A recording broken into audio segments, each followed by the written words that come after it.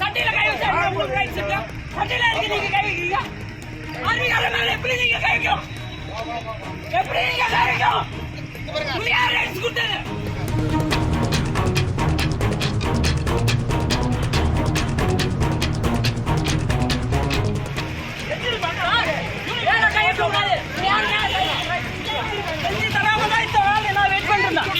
நல்லா இருக்காது.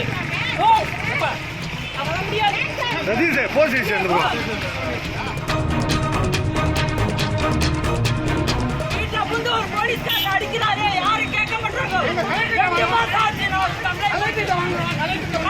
போன வாரம் வந்து கம்ப்ளைண்ட் பண்ணாங்க.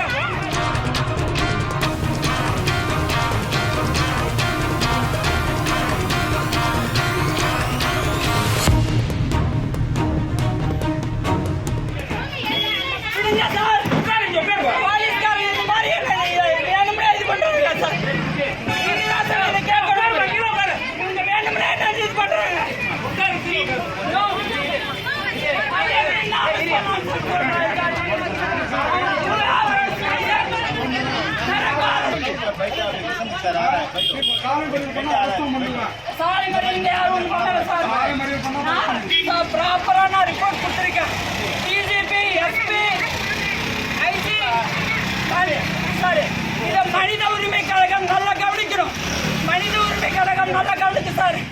2 மாசமாச்சு நான் கொடுத்த கம்ப்ளைண்ட், இதுவரையும் எந்த ஆக்ஷனும் எடுக்கல. நான் ப்ராப்பரா கலெக்டருக்கு போன வாரம் வந்து ரிப்போர்ட் கொடுத்தேன். அக்டோபர் 21ஆம் தேதி நடந்த சம்பவத்துக்கு இதுவரையும் போலீஸ்காரங்களும் யாருமே நடவடிக்கை எடுக்கல. நான் ப்ராப்பரா எல்லாருக்கும் ரிப்போர்ட் கொடுத்திருக்கேன்.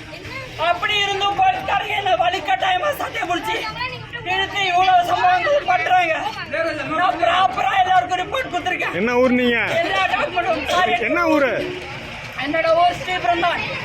எல்லா டாக்குமெண்ட்டும். என்ன சம்பவம் நடந்தது? என்ன நீங்க பாத்தீங்கன்னா போன வாரம் வந்து ரிப்போர்ட் நடந்துச்சுன்னு தெளிவா சொல்லுங்க.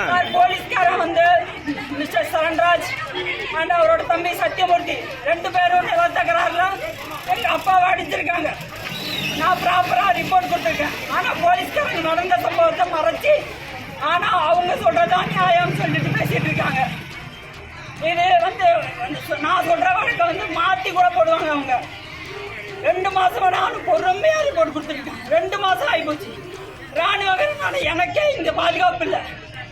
சாதாரண மக்களுக்கு எப்படி இவங்க பாதுகாப்பு கொடுப்பாங்க? இவங்களை காக்கி சட்டை போட்டு அநியாயம் பண்றாங்க.